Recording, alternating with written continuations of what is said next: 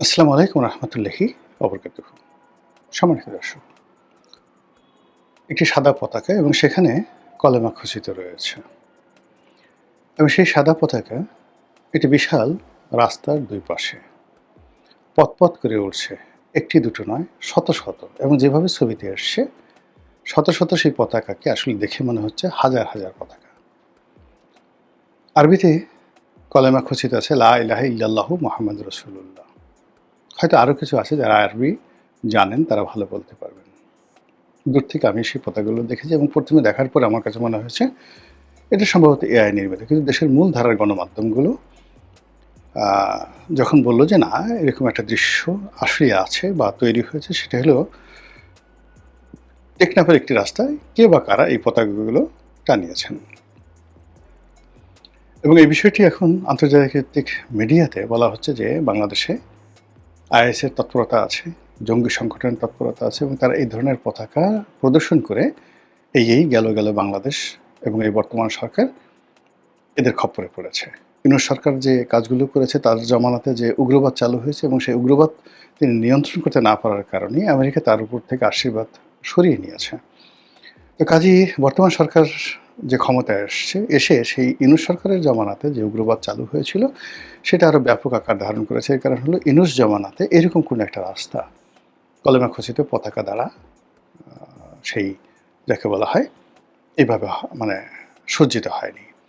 তো এটাকে পশ্চিমা মিডিয়া টেক ওভার করেছে, ইসরায়েল টেক ওভার করেছে, মোসাদ টেক ওভার করেছে এবং তারা বলার চেষ্টা করছে বাংলাদেশে হামাস আছে, হামাসের ট্রেনিং কেন্দ্র আছে, আরও অনেক কিছু। তো প্রথম দিকে এটা নিয়ে আমরা আসলে কেউ গা করিনি, কথাও বলিনি, বিকজ বিষয়টি খুব সেন্সিটিভ। এ কারণ হলো যে এই যারা উগ্রবাদী এদের ধৈর্য একেবারে কম। এরা আপনাকে রকেটে দেবে, বোমা মেরে আপনাকে উড়িয়ে ফেলবে এবং এদের যে উগ্রতা, তারা মানে খুব জোরে সেলোয়ার পরে আফগানদের মতো, আর হাঁটুর উপরে অন্ততপক্ষে আধ হাত জায়গা পায়ের নিচে ওই পাজামাটা উঠায় রাখে। তারপরে একটা কেটস পরে মোজা ছাড়া, তো মোজা ছাড়া কেটস, তার উপর ধরেন একটা ঢোলা সেলোয়ার পরছে যেখানে কেটস থেকে আধ হাত আপনি দেখতে পাচ্ছেন, অর্থাৎ 6 ইঞ্চি আপনি দেখতে পাচ্ছেন খালি। সুন্নতি লেবাস, মাথায় পাগড়ি, ঢিলা ঢালা পাজামা, তারপর শেষে সুন্নতি চেহারা এবং তার হুঙ্কার দিচ্ছে। তাদের শরীর ভালো দেখেই মনে হচ্ছে তারা ব্যায়াম করে এবং কুস্তি লড়ে এবং মারামারি করতে পারে এবং সেখানে তারা মোটর সাইকেলে করে এইভাবে 100, 150, 300 কালামা খচিত পতাকা নিয়ে ঢাকা শহরে ঘুরে বেড়াচ্ছে, বিভিন্ন রকম স্লোগান দেখাচ্ছে। আমরা ইন্টারনেটে দেখি, কিন্তু আমরা এটা নিয়ে কখনো কথা বলিনি বা বলতে পারি না। এর কারণ হলো দে আর ভেরি ডেঞ্জারাস। এই কারণে এদের মধ্যে আবার বিভিন্ন গ্রুপ আছে, 1, 2, 3, 4, 5। এর মধ্যে এক গ্রুপ দেখলাম যে এরকম দাঁড়িয়ে আছে। তো সে বলছে যে নবীর যে দুশ্মন, ওয়াল্লাহি, মানে আল্লাহ কসম, ওয়াল্লাহি, রবের রবের মানে খানায় কাবার রবের কসম, আরবি শব্দ আছে না, খানায় কাবার রবের কসম, ওকে আমি খুন করে ছাড়বো। যেই কথাগুলো বলেছে, পারলে আমাকে কেউ কিছু করুক, এই বাংলাদেশে সেই হুঙ্কার দিচ্ছে। অর্থাৎ তারা হয়তো যে মতের অনুসারে সেই মতে তারা নবীকে মনে করে অনেক কিছু, আর তাদেরই মধ্যে অন্য গ্রুপ আছে যারা নবীর শানে বা মানে এদের মতো এইভাবে তারা কথাবার্তা বলে না। তারা নবীকে নিয়ে সাধারণ কথা বলে, যেমন জামাতের লোকজনই বলে যে তিনি একজন সাধারণ মানুষ আমাদেরই মতো, তার আর আমার মধ্যে ডিফারেন্স হলো আল্লাহ তাকে তার উপর কোরআন নাজিল করেছেন, তার উপর ফেরেশতা পাঠিয়েছেন, এই পর্যন্তই, এতটুকু নবুয়ত দিয়েছেন। আদারওয়াইজ আকার আকৃতিতে, চাল চলনে, জীবনে, রসায়নে, প্রয়োজনে, ক্ষমতায়, দুর্বলতায় তিনি আমাদের মতোই মানুষ। এই কথা শুনে ওই পক্ষে বলে নাউজুবিল্লাহ মিন জালিক, এর ঈমান নাই, এরা কাফির হয়ে গেছে। আমার নবী সম্পর্কে ধরনের কথা বললো, এদেরকে জবাই করা, এদেরকে খুন করা আমাদের জন্য গুরুত্বপূর্ণ এবং আমি এটা করব। এই জিনিসগুলো বাংলাদেশে হচ্ছে প্রকাশ্যে, যেটা আগে কখনো হয়নি। ফলে আপনি কি বলবেন বলেন, এদিন কি বলবেন? ফলে চুপচাপ ছিলাম, কিন্তু যেই মুহূর্তে দেখলাম যে এটা মেইন ধারার পত্রিকায় চলে আসছে, সরকারও এটা তদন্ত করছে, তখন আমার কাছে মনে হলো যে এই গত 15 দিন ধরে ভারতের পত্রপত্রিকা যে কথাগুলো বলছে, বাংলাদেশের মধ্যে 2-1 জন যারা লোকজন আছেন তারা প্রকাশ্যে কথাবার্তা বলছেন যেগুলো আসলে ইসরায়েল এবং আমেরিকা বাংলাদেশে একটা সুযোগ খুঁজছে বাংলাদেশকে একটা ইন্টারভেন করার জন্য, সরকারকে বিপদে ফেলার জন্য। কাজে এই বিষয়গুলো অপতৎপরতা বন্ধ করতে হবে। এই কথাগুলো বাংলাদেশের ২-১ জন বলছে, খুব সাহসী মানুষ। আবার বাইরে থেকে যারা ইউটিউবিং করেন, কেউ আওয়ামী লীগের পক্ষে আছেন, কেউ বিপক্ষে আছেন, সবাই কিন্তু এই কথাগুলো বলছে যে এরকম একটা পরিস্থিতি তৈরি হয়ে গেছে। এবং সেই পরিস্থিতির প্রেক্ষিতে এখন সরকার আসলে কী সিদ্ধান্ত নিতে যাচ্ছে বা সরকার কি করবে? জঙ্গিবাদ সম্পর্কে বা উগ্রবাদ সম্পর্কে যদি এই বাংলাদেশে সবচেয়ে বেশি সাফারার কেউ থাকে, সেটি বিএনপি।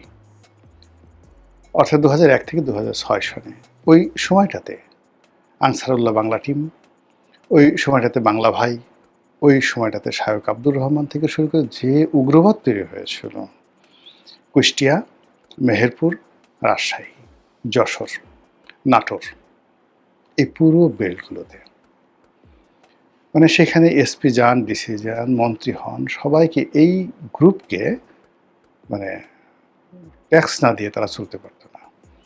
এরপরে তারা সেই যমুনা নদীর যে এই অঞ্চল, সিরাজগঞ্জ, জামালপুর, তারপরে সিরাজগঞ্জ জামালপুরের বাইরে গিয়ে কুড়িগ্রাম, নীলফামারী, ওই বিস্তৃত অঞ্চল সহ গাইবান্ধা, পদ্মার চরে, যমুনার চরে এবং পদ্মার চরে, এই যমুনা এবং পদ্মার চরকে কেন্দ্র করে তাদের একটা বিরাট নেটওয়ার্ক তারা গড়ে তুলেছিল। এবং সেই নেটওয়ার্কটা এতটা স্ট্রং ছিল যে ২০০৫ সনের আগস্ট মাসের ১৭ তারিখে ৬৪ জেলার ৬৪টি জজ আদালতে একসঙ্গে তারা বোমা হামলা চালিয়েছিল অ্যাট এ সেম টাইম। এবং সেখানে একজন জজ এজলাসে থাকা অবস্থায় বোমা হামলায় স্পট ডেথ, সঙ্গে সঙ্গে মারা যায়। এবং এই মর্মান্তিক ঘটনা যখন ঘটে তখন বেগম জিয়া চীন সফরে ছিলেন এবং তিনি তড়িঘড়ি করে এই চীন সফর থেকে ফিরে আসতে বাধ্য হন। এটা ছিল ২০০৫ সনের ঘটনা, আগস্ট মাসের ১৭ তারিখ। আবার ২০০৪ সনের ২১শে আগস্ট তারিখে আওয়ামী লীগের জনসভাতে যে গ্রেনেড হামলা হলো, সেই গ্রেনেড হামলার পেছনে এই গ্রুপটির সক্রিয় অংশগ্রহণ আছে, এটা ওপেন সিক্রেট। এখন তার পিছনে ওই সময় রাষ্ট্রীয় বাহিনী থাকুক, বিদেশি গোয়েন্দা সংস্থা থাকুক বা অন্য কোনো রাজনৈতিক পক্ষ থাকুক, সেটা সেকেন্ডারি, কিন্তু কাজটা যারা ঘটিয়েছে তারা সরাসরি এই গ্রুপের। এখন সেই গ্রুপটি শেখ হাসিনার জমানাতে ১৭ বছর ধরে বিভিন্নভাবে সর্বশক্তি নিয়োগ করে আমেরিকা সাহায্য করেছে, FBI সাহায্য করেছে, পেন্টাগন সাহায্য করেছে, সাহায্য করেছে, পুলিশের একটা কাউন্টার টেররিজম সেই ডিপার্টমেন্ট হয়েছে। সব মিলিয়ে বহু অন্যায় হয়েছে, বহু জুলুম হয়েছে, অনেক নিরীহ মানুষ যাকে বলা হয় সাফারার হয়েছেন। কিন্তু তার সঙ্গে সঙ্গে এই জঙ্গিবাদের যে গ্রুপটি ছিল, সেই গ্রুপটি যাদের কারণে মূলত বিএনপির পতন হয়। আদারওয়াইজ ধরেন বিচারপতি KM হাসানের বয়স বাড়ানো, তত্ত্বাবধায়ক সরকারের প্রধান হিসেবে তাকে নিয়োগ দর্শক করান, এটা কোনো অভিযোগই না। এবং বাংলাদেশের সুপ্রিম কোর্টের ইতিহাসে মানে উনি যদি বিএনপির মানে একটা জিনিস হলে কি শোনেন, বিবেক এমন একটা ব্যাপার, আপনি বিবেকবান মানুষকে নিজের ছেলে হোক, সন্তান হোক, স্ত্রী হোক, স্বামী হোক, সে যদি বিবেকহীন হয়, সে আপনার জন্য যতটা না মানে নিরাপদ, তার চেয়ে ১০০০ গুণ নিরাপদ আপনার শত্রু, একেবারে ঘোরতর শত্রু, যার সাথে আপনার সবচেয়ে বিরোধ, সে যদি শিক্ষিত, মার্জিত, বিবেকবান হন, তার কাছে আপনি নিরাপদ। বিপদে গেলে আপনি আপনার শত্রুর ঘরে নিরাপদ হবেন, কিন্তু অন্য সময়, সুখের সময় আপনার নিজের সন্তান আপনাকে গলা টিপে মেরে ফেলবে যদি সে বিবেকহীন হয়ে পড়ে। তো যে বিবেক আছে, সে যে দলই করুক না কেন, যেখানেই থাকুক না কেন, তার কাছে আপনি অনেক আশা করতে পারেন। KM হাসান ছিলেন একজন মার্জিত ভদ্রলোক, বিবেকবান এবং ওয়ান অফ দ্য ফাইনেস্ট জাজ বা justice ever we have seen in the judiciary. আমাদের এই জুডিশিয়ারিতে স্বাধীন বাংলাদেশে KM হাসানের মতো খুব অল্প লোক ছিলেন এত জানাশোনা, ভদ্র, নম্র এবং বিবেকবান।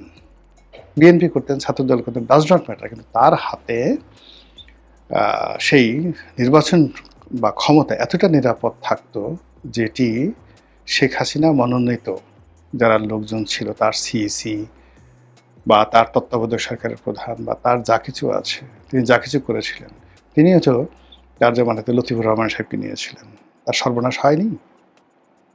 তো এরকম অবস্থায় বিবেকবান মানুষ, তো ওই কারণে আসলে বিএনপির পতন হয় না। বিএনপির পতন হয়েছে এই উগ্রবাদের কারণে। বিএনপির পতন হয়েছে, বিএনপির হাতে ক্ষমতা ছিল না এই কারণে। বিএনপির পতন হয়েছে, সারা দুনিয়া মনে করেছে এই সরকারটি একটি উগ্রবাদকে প্রশ্রয় দেয়। ঠিক সেই সমস্যাটা আবার এই সরকারের 4 বর্ষের মাথায়, মানে 5 বছর ধরে বিএনপি যে দুর্নাম বদনাম হয়েছিল, ঠিক সেম এই উগ্রবাদের যে ঝামেলাটা, বদনামটা আবার নতুন করে জেঁকে বসেছে সরকারের উপরে। এর কারণে এই যে এখন যে দৃশ্যগুলো দেখছেন, এই দৃশ্য কিন্তু 2001, 2, 3, 4 সনে ছিল না। কাজেই সরকার একটু দেরিতে হলেও এটাকে কগনিজেন্সে নিয়েছে, তদন্ত করার সিদ্ধান্ত নিয়েছে। যদি সরকার সফল হয়, আমরা অনাহত কতগুলো পশ্চিমা যে প্রোপাগান্ডা, আমেরিকা কিছু হইলেই একটা স্ট্রাইক দিয়ে বসে।